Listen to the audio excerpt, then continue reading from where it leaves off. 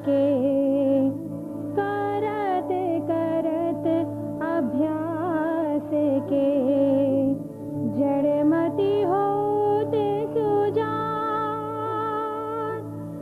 गैसरी आवते जाते थे सिल पर परत निशान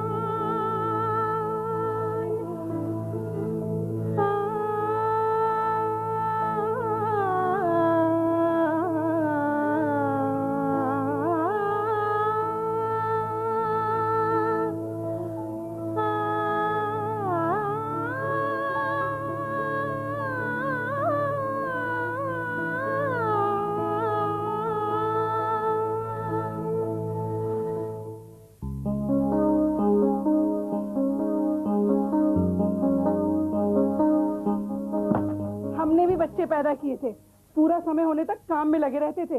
आजकल की लड़कियों के नखरे तो देखो, जरा सा काम का नाम क्या लिया कि इन्हें आराम याद आने लगता है। उठो महारानी, अगर आराम हो गया हो तो ये कपड़े जाके छत पर डालो।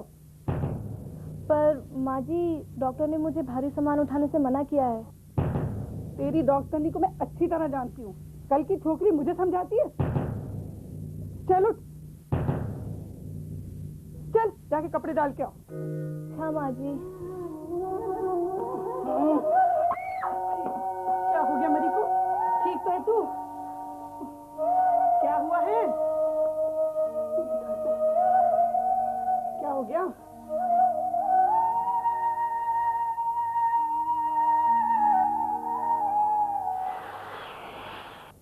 नमस्कार। करत करत अभ्यास की इस कड़ी में आपका फिर से स्वागत है। पिछली कड़ी में हमने देखा कि मानसिक विकलांगता कहते किसे हैं। इस कड़ी में हम देखेंगे कि आखिर मानसिक विकलांगता होती क्यों है, इसके क्या कारण हैं और क्या ये कारण हमारे नियंत्रण में है या फिर नियंत्रण के बाहर है। मैं तो इतना जानती हूँ कि ये एक फिजिकल वो स्थिति है ये, जो कि माँ के पेट से ही बच्चा मतलब गर्भ में ऐसा बन जाता है कि उसकी दिमाग की पूरी ग्रोथ नहीं हो पाती है। तो वो जब पैदा होता है तो वो उस कमी के साथ पैदा होता है और फिर वो बढ़ता नहीं है। वीकनेस की वजह से भी हो सकता है, माँ के अंदर कोई कमजोरी हो जैसे, उसकी वजह से भी हो सकता है। ये माँ के अंदर से ही पैदा होती है, बाहरी बीमारी नहीं है। मंदबुद्धि में कोई जेनेटिक भी प्रॉब्लम होती है बच्चों के अंदर है, जो उसकी वजह से भी मंदबुद्धि बच्चे पैदा होते हैं। मंदबुद्धिता है उसका ऐसा, ये कोई ऐसी बीमारी नहीं है। इसमें यह है कि दिमाग का विकास जो है किसी भी वजह से रुक जाता है या कम होता है, वो उसकी वजह से बच्चे का जो समझने की और सोचने की ताकत जो है वो कम होती है। मानसिक विकलांगता के कई कारण हैं और ये कारण जन्म से पूर्व, जन्म के बाद या उसके भी बाद में ऑपरेट कर सकते हैं। जन्म से पूर्व अधिकतर जो कारण होते हैं वो अधिकतर आनुवंशिक कारण होते हैं। कुछ कारण जो आनुवंशिक होने के बावजूद भी जन्म के कुछ समय बाद प्रकट हो सकते हैं। गर्भावस्था के दौरान कई कारण हैं जिसके कारण मानसिक विकलांगता हो सकती है। इसमें प्रमुख जेनेटिक कारण है, जिसमें क्रोमोसोम की गड़बड़ी हो सकती है, जैसे डाउन सिंड्रोम, जो कि काफ़ी कॉमन कारण है मंदबुद्धि होने का। इसकी प्रेवेलेंस जो है वो वर्ल्ड वाइड सिमिलर मानी गई है और लगभग 800 में से एक जन्मा बच्चे में डाउन सिंड्रोम का तकलीफ होता है। ये सबसे कॉमन क्रोमोसोमल डिसऑर्डर है। इसमें क्रोमोसोम नंबर 21 की संख्या जो नॉर्मली 2 होती है, इसमें 3 होती है और ये एक्स्ट्रा क्रोमोसोम होने की वजह से ये बच्चे मानसिक रूप से विकलांग होते हैं और उसके अलावा भी इनमें अन्य कई समस्याएं होती हैं। गर्भावस्था से पूर्व अगर ये मालूम हो कि माँ या बाप में किसी तरह का कोई आनुवंशिक रोग है या कोई कैरियोटाइप अबनॉर्मैलिटी है तो इसकी जांच की जा सकती है।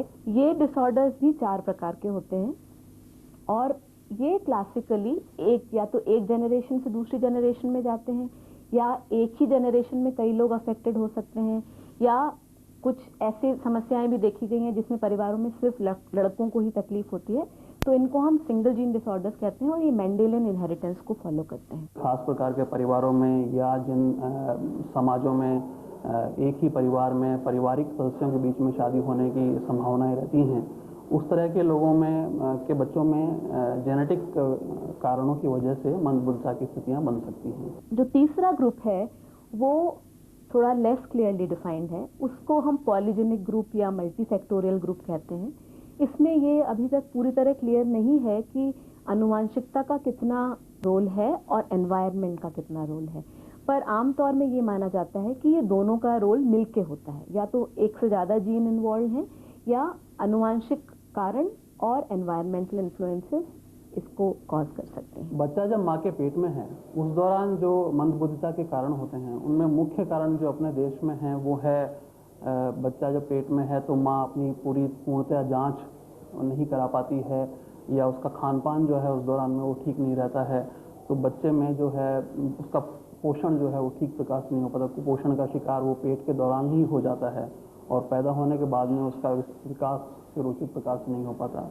कई बार बिना जाने माँ गर्भावस्था के पहले कुछ महीनों में अगर कुछ दवाइयाँ ले लें, जैसे दौरे की दवाई होती है या कुछ फीवर के लिए भी कई बार दवाइयाँ दे देते हैं डॉक्टर्स, या एक्सरे करवा लें, तो ये सब भी बच्चे के दिमाग पर असर कर सकते हैं और ग्रोथ पे असर पड़ सकता है। इसके अलावा गर्भ से पूर्व कुछ तरह के इन्फेक्शन भी हो सकते हैं।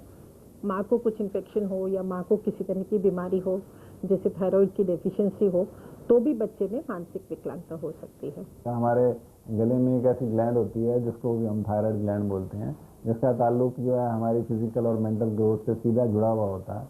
कहते हैं कि बच्चे के आसपास एक फ्लूइड होता है, एमनियोटिक फ्लूइड। अगर एमनियोटिक फ्लूइड की मात्रा बहुत कम हो जाती है तब भी बच्चे की मेंटल डेवलपमेंट नहीं हो पाती है।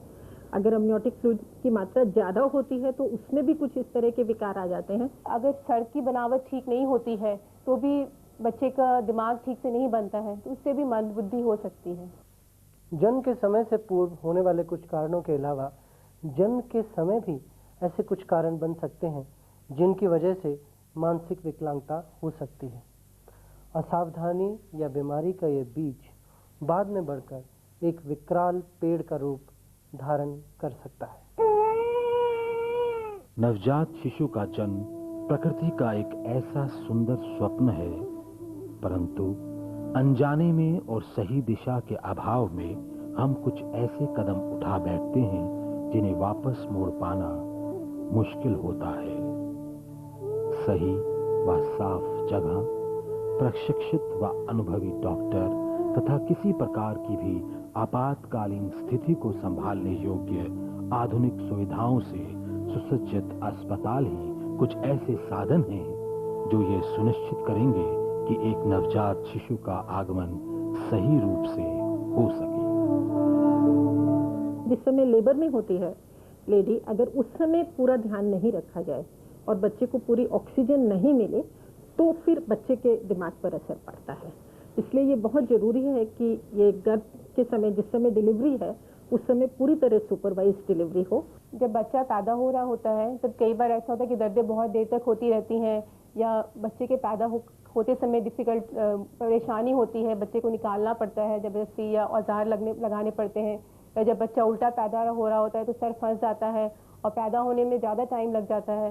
तो ऐसी स्थिति में बच्चे की दिमाग की जो ऑक्सीजन सप्लाई है वो कम पड़ जाती है, तो बच्चे की दिमाग की ग्रोथ पे असर पड़ता है। इससे भी बच्चे की बुद्धि मंद हो सकती है। देश के अंदर ज़्यादातर जो डिलीवरीज होती हैं वो अस्पतालों में, हॉस्पिटल्स में या नर्सिंग होम्स में नहीं हो पाती हैं, वो ज़्यादातर घर में ही होती हैं। तो इस प्रकार की डिलीवरियों में मंदबुद्धिता के खतरे वाली स्थितियां बनने की संभावनाएं ज़्यादा रहती हैं। प्रसव के समय अगर बच्चे को ठीक केयर नहीं मिले और बच्चा समय से नहीं रोए या ऑक्सीजन की कमी हो जाए, उसकी वजह से भी बच्चे को समस्या हो सकती है। इसके अलावा उसको किसी प्रकार की पैदा होने के दौरान में गिरने से या किसी और प्रकार से उसको बाहर निकालने के समय चोट लगने की वजह से उसको सिर को या उसके ब्रेन को किसी प्रकार का नुकसान पहुँचने की वजह से उसको जो परेशानियाँ बनेंगी आगे के जीवन में, हो सकता है कि वो मंदबुद्धिता के रूप में आगे चलती रहें। इसके अलावा अगर बच्चे को जॉन्डिस हो जाए तो इसका इलाज कराना भी ज़रूरी है। अगर जॉन्डिस बहुत ज़्यादा हो जाता है तो उस पर भी दिमाग पे असर पड़ता है, तो उससे भी बच्चे की दिमाग बढ़ता नहीं है ठीक से। इसके अलावा बच्चे को अगर कोई चोट लग जाए पैदा होते वक्त या पैदा होने के बाद, या इन्फेक्शन हो जाए तो भी दिमाग पे असर पड़ता है। अगर बहुत देर तक लेबर पेन्स रहते हैं या किसी तरह से फीटल डिस्ट्रेस होने लगता है, बच्चे की धड़कन खराब होने लगती है। तो उन सब में हमें रिस्क रहता है कि कभी बच्चे पर मानसिक असर ना आए। कभी कभी बच्चा अगर उल्टा पैदा हो रहा है तो उसमें भी थोड़ा खतरा रहता है बच्चे को कि कुछ विकार ना आ जाए। बढ़ते बच्चों के सही विकास के लिए ये बेहद जरूरी है कि उन्हें सही व संतुलित आहार मिले। जरूरी पोषण के अभाव में बढ़ते शरीर व बढ़ते दिमाग दोनों पर बुरा असर पड़ सकता है। सबसे पहले तो बच्चा जैसे ही पैदा होता है तो ये ध्यान देना चाहिए कि बच्चे को बहुत ठंडे में नहीं रखें, उसको टेम्परेचर नहीं फॉल होने देना चाहिए। उसके बाद इन्फेक्शन से बचाना चाहिए। उसको तुरंत ही दूध पिलाना शुरू कर देना चाहिए, क्योंकि अगर बच्चे को हाइपोग्लाइसीमिया होता है, उसके बाद कन्वल्शंस होते हैं, तो उससे भी कभी कभी मेंटल रिटार्डेशन हो सकता है। जीवन के पहले साल में और पहले 5 सालों के दौरान जो मंदबुद्धिता के कारण हो सकते हैं मुख्य, उनमें खास अपने देश में जो कारण है उनमें इन्फेक्शंस हैं और उसके अलावा कुपोषण है। और मैं ये कहना चाहूँगा कि दोनों ही कारण जो हैं वो प्रिवेंटेबल और रिवर्सिबल हैं। बच्चे के लिए भी तुरंत पैदा होने के बाद उसके न्यूट्रिशन का ध्यान रखना बहुत ज़रूरी है। अगर बच्चे को पूरा न्यूट्रिशन नहीं मिलेगा तो फिर बच्चे की ग्रोथ नहीं होगी और उसमें उसकी मेंटल ग्रोथ भी शामिल है, वो भी अफेक्ट हो जाएगी। जो बच्चे समय से पहले पैदा हो जाते हैं या जिनका वजन कम हो या जिनको बच्चे होते वक्त परेशानी हो, मुश्किल से होते हैं, तो उनकी बच्चे वाले डॉक्टर की केयर ज़रूरी है, क्योंकि ये बच्चे ही ऐसे हैं जिनको दिमाग पर असर पड़ सकता है और वो उनकी बुद्धि मंद हो सकती है। जो बहुत प्रीमेच्योर बच्चे होते हैं उनके लिए खास ध्यान देने की ज़रूरत है कि उनको जन्म के बाद अच्छी तरह से उनकी देखभाल की जाए, पूरी तरह से उनको फीड दिया जाए। क्योंकि देखा गया था कि अगर प्रीमेच्योर बच्चों को बहुत ज़्यादा ऑक्सीजन दे दी जाए तो उसमें भी उनको जो है अंधेपन की बीमारी हो जाती है और दिमाग की डेवलपमेंट भी कमज़ोर हो जाती है। जन्म के बाद अगर बच्चे को किसी प्रकार का इन्फेक्शन हो जाए, जैसे मेनिंजाइटिस होता है या एनकेफेलाइटिस होता है या बच्चे को पानी की कमी हो जाती है, तो उसमें भी उसका मानसिक विकास थोड़ा रुक जाता है और बाद में परेशानी हो सकती है। सिर्फ कारण जानना ही काफ़ी नहीं जब तक उनका निवारण ना किया जा सके। मानसिक विकलांगता के कारण जानने के बाद ये जानना भी ज़रूरी है कि उनमें से किन कारणों से हम बच सकते हैं। जो मेंटली हैंडीकैप्ड बच्चे या मानसिक रूप से विकलांग बच्चे या ज़्यादातर ये कहना चाहिए मेंटली चैलेंज बच्चे और चिल्ड्रन विद स्पेशल नीड्स हैं, उसमें सबसे ज़्यादा इम्पॉर्टेंट बात ये है कि पहली बात तो ये कि कारण पता करने की कोशिश की जाए कि किस वजह से मानसिक विकलांगता हुई है, क्योंकि कारण पता करने के बाद हम पेरेंट्स को ज़्यादा अच्छी तरह बीमारी के बारे में बता सकते हैं। बहुत सी ऐसी बीमारियां होती हैं जिनके कि वैक्सीन होते हैं जिनको भी रोका जा सकता है जब बच्चा पेट में है, लेकिन अपने देश में क्योंकि जानकारी नहीं है और उसके बारे में पता नहीं होता लोगों को, इसलिए वो लोग इस प्रकार की बीमारियों को नहीं रोक पाते हैं और वो बच्चे जो हैं उस माता की वजह से, माता को वो बीमारी होने की वजह से पेट में होने पर कुपोषण के शिकार होकर के और मंदबुद्धिता के शिकार हो सकते हैं। माँ के लिए पौष्टिक आहार बहुत ज़रूरी है। अगर वो पूरी खुराक नहीं लेगी तो उसका वजन ठीक से नहीं बढ़ेगा और उसमें बच्चा भी कमज़ोर रहेगा और कमज़ोर बच्चे को मेंटल रिटार्डेशन का खतरा बढ़ जाता है। और इसके अलावा आहार में कुछ ट्रेस एलिमेंट्स भी होते हैं जो कि माँ को लेने बहुत ज़रूरी हैं। उनकी डेफिशिएंसी से भी बच्चे की ग्रोथ पे फ़र्क पड़ता है। प्रेगनेंसी के दौरान ही नहीं, प्रेगनेंसी की पहले भी, क्योंकि कई बार कुछ विटामिन की कमी, जैसे फॉलिक एसिड एक विटामिन है, उसकी कमी हो तो बच्चे की डेवलपमेंट असर पड़ता है, दिमागी डेवलपमेंट में भी असर पड़ता है, तो बच्चा मंदबुद्धि हो सकता है। इसके अलावा कुछ माँ में इस तरह की बीमारियाँ हैं जिनको भी अगर गर्भ से पहले ही पता लग जाए और समय पूर्व इलाज कर दिया जाए तो फिर बच्चे में विकलांगता नहीं आएगी।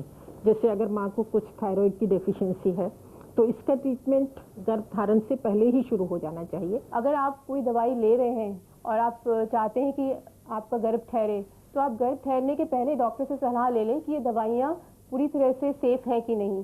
अगर वो दवाइयाँ सेफ़ नहीं है तो डॉक्टर आपको कोई और दवाइयाँ दे देंगे जिससे आपके बच्चे पर असर नहीं पड़ेगा। इसके अलावा कुछ मेटाबॉलिक डिजीजेस हैं, कुछ हार्मोन डेफिशिएंसीज हैं मदर में, जिनका कि गर्भावस्था से पहले ही करेक्शन हो जाना चाहिए ताकि जब भी वो गर्भवती हो तो वो बिल्कुल ऑप्टिमल उसमें हो, तो फिर बच्चे को विकलांगता की रिस्क नहीं रहेगी। कुछ एंजाइम डेफिशिएंसी है जैसे फिनाइल कीटोन्यूरिया की डिजीज है, तो अगर ये मदर में पूरी तरह से करेक्टेड होगा तो फिर बच्चे को कोई मेंटल रिटार्डेशन नहीं होगा। उसमें अगर हम एक स्पेशल टाइप की डाइट देते हैं जिसमें कि फिनाइलएलानिन कम हो, तो उससे भी हम जो है अगर बच्चे के दिमाग में जो विकास रुकने वाला है उसको ठीक कर सकते हैं, ताकि वो बच्चा जो है बाद में नॉर्मल रहे। हालांकि ये सब चीज़ें बोलने में और करने में बहुत मुश्किल होती हैं, पर जब कोशिश की जाए तो इन सब चीज़ों से इन बच्चों की मदद की जा सकती है। दूसरी बात यह है कि औरतों को प्लान करना चाहिए कि वो कम उम्र में ही बच्चे पैदा कर लें, क्योंकि जैसे माँ की उम्र बढ़ती है, ज़्यादातर से 35 के ऊपर हो गई, तो डाउन सिंड्रोम बेबी होने का रिस्क बढ़ जाता है। तो ऐसी माताओं को डॉक्टर से मिलना चाहिए, और प्रेगनेंसी के पहले भी वो मिल सकती हैं, ताकि डॉक्टर उनको समझा सके कि ऐसे बच्चे होने का रिस्क क्या है और क्या क्या टेस्ट अवेलेबल हैं। आनुवंशिक कारणों से बचाव के लिए ये बहुत ज़रूरी है कि हम ऐसी फैमिलीज या ऐसी माताओं को पहले आइडेंटिफाई कर लें जो आनुवंशिक कारणों के लिए ज़्यादा प्रोन हैं। तो इनको हम हाई रिस्क डिटेक्शन कहते हैं, और इसमें वो माताएं आएंगी जिनकी उम्र 35 साल या उससे ज़्यादा है। इन माताओं में ये संभावना रहती है कि इनके बच्चों में क्रोमोसोमल कारण जो मानसिक विकलांगता के होते हैं, स्पेशली डाउन सिंड्रोम, इसका रिस्क ज़्यादा रहता है। दूसरा ग्रुप वो हुआ जिनमें माताओं में पहले इस तरह के बच्चे हो चुके हैं। तो ये बिल्कुल सीधा एक ऐसा एग्जाम्पल है कि जिससे कि अर्ली आइडेंटिफिकेशन से जो है इसको हम बिल्कुल बचाव इसका कर सकते हैं। किसी भी प्रकार की आपातकालीन समस्या का सामना करने के लिए ये जरूरी है कि बच्चे का जन्म एक ऐसी जगह पर हो जहां सभी आवश्यक सुविधाएं आसानी से उपलब्ध हों एवं ये कार्य विशेषज्ञों की देखरेख में हो। पूरी प्रेगनेंसी बिना किसी मुसीबत के कट जाए तो ये नहीं है कि बच्चा पैदा होते वक्त आपको कोई प्रॉब्लम नहीं हो सकती है।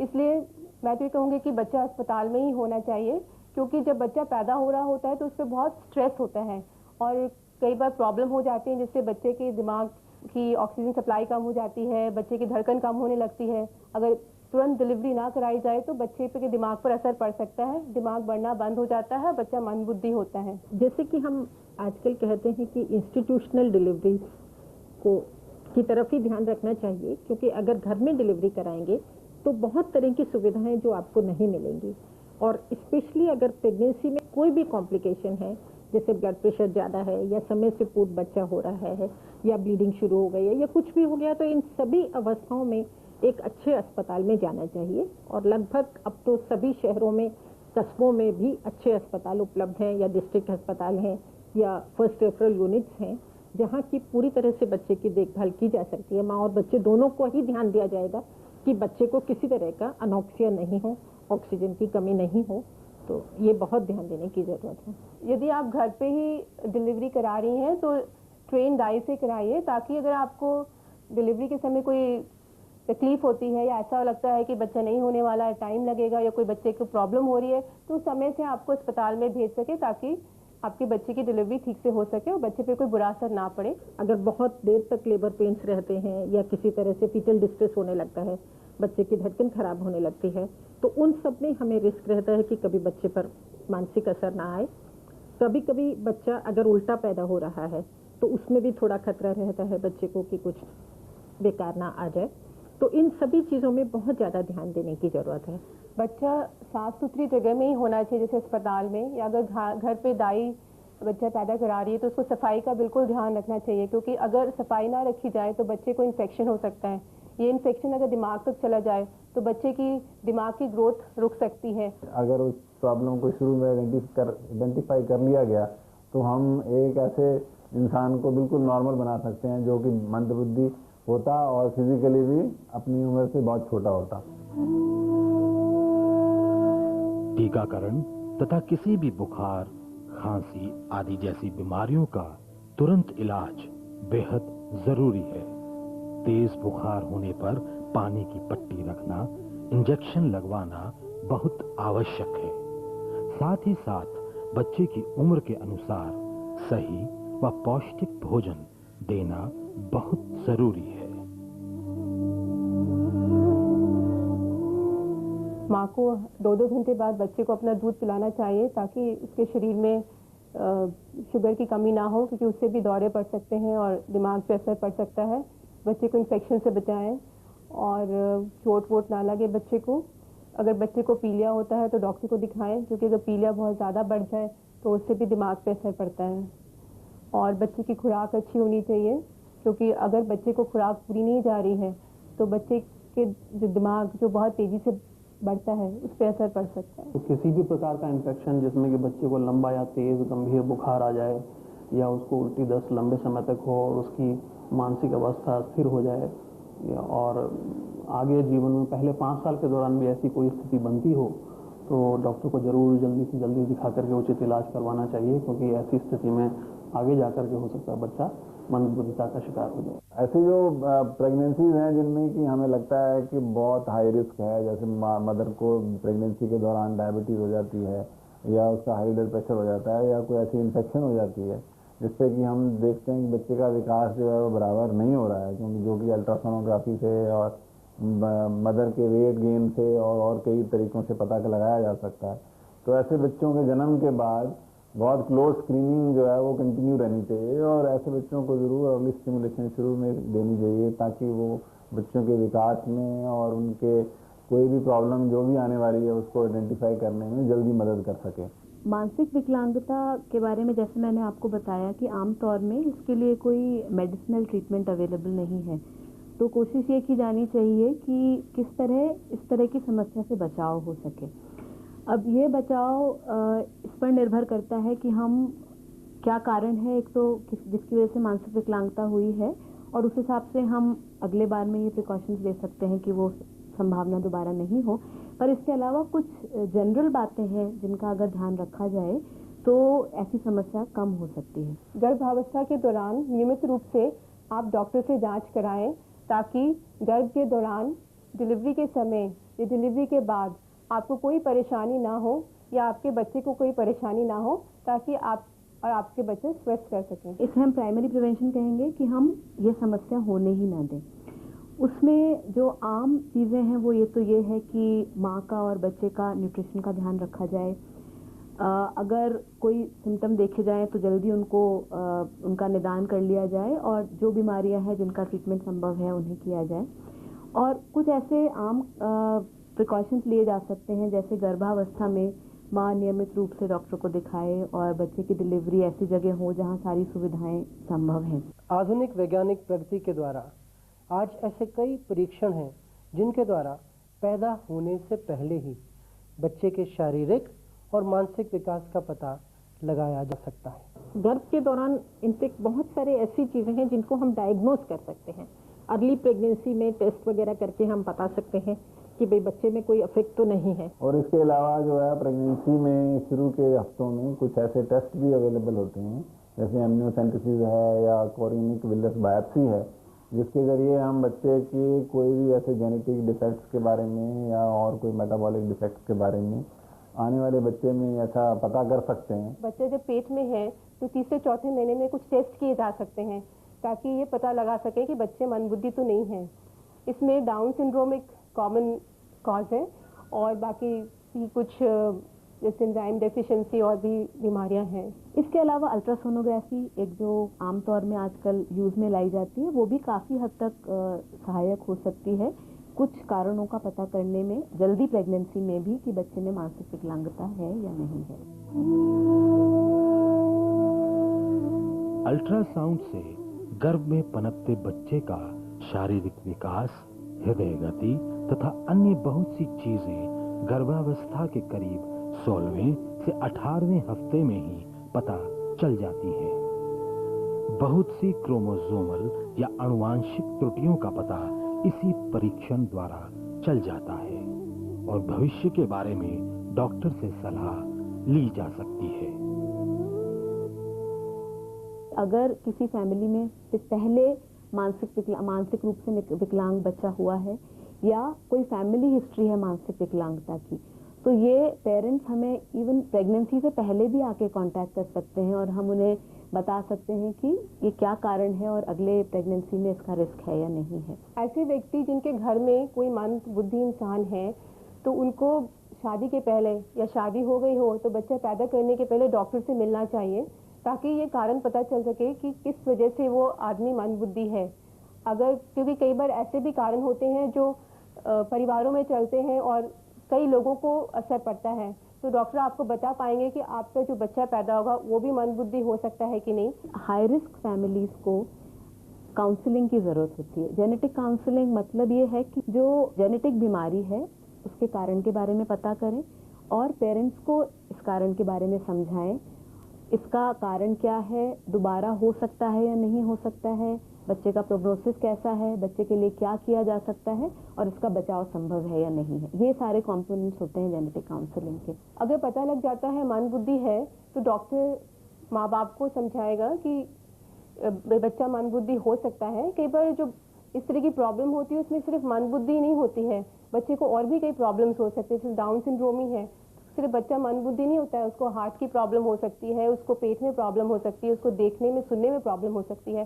तो डॉक्टर आपको समझाएगा। अगर आप चाहते हैं कि ये बच्चा गिराना चाहते हैं तो 20 हफ्ते, अगर प्रेगनेंसी की अवस्था 20 हफ्ते से कम है तो बच्चा गिरा सकते हैं। जेनेटिक्स में अभी बहुत ज़्यादा रिसर्च हो रही है और ये संभव है कि आने वाले कुछ वर्षों में इनमें से भी जो कुछ कारण हैं जो अभी तक हम ये सोचते हैं कि लाइलाज है, उनके लिए भी कोई इलाज निकल सकने की संभावना है। आज के कार्यक्रम में हमने मानसिक विकलांगता के साथ जुड़े हुए कारणों को जानने की कोशिश की।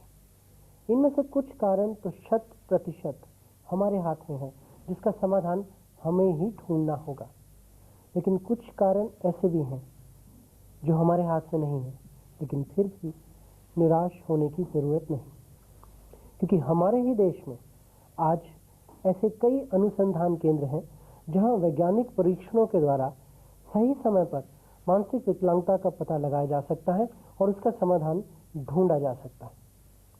करत करत अभ्यास की अगली कड़ी में ऐसी ही कुछ और महत्वपूर्ण जानकारी के साथ फिर आपसे मिलेंगे। तब तक के लिए नमस्कार।